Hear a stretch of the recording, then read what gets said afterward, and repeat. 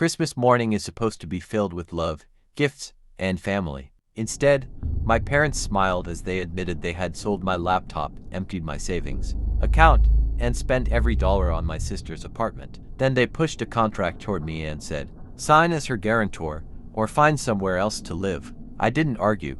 I packed one bag, walked out the next morning, and left behind a single handwritten note that made my father realize the truth far too late. My name is Ethan, and for years I believed that if I worked hard enough, my parents would eventually treat me like their son instead of the family backup plan and endless financial support. Whenever she made mistakes, my parents rescued her. Whenever I needed help, I was told to be independent. I accepted it. I studied, worked part-time, and saved every paycheck.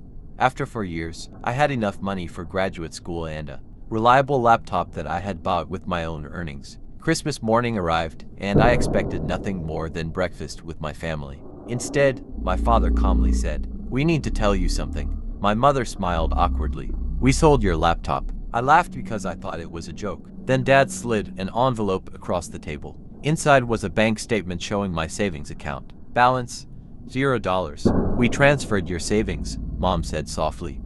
"Emily needs the down payment for her apartment. Family helps family." I couldn't believe what I was hearing. Before I could even react, Dad placed another document in front of me.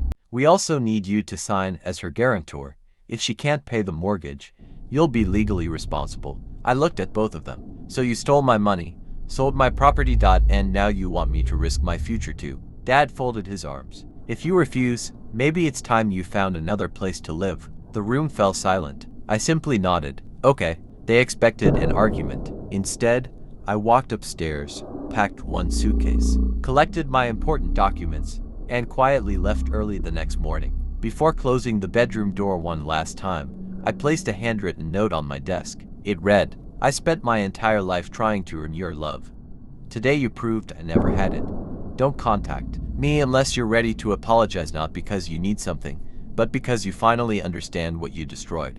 I moved in with a friend and immediately contacted my bank and a lawyer. Since the money had been transferred without my authorization, an investigation began. Within days, the bank froze part of the transaction while reviewing the case. My parents suddenly started calling. Dozens of missed calls, hundreds of messages. None of them asked how I was. Every message was about the apartment. A week later, Dad finally admitted why he kept calling.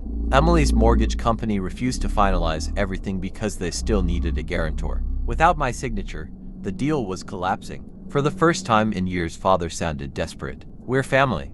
I calmly replied. "That's interesting.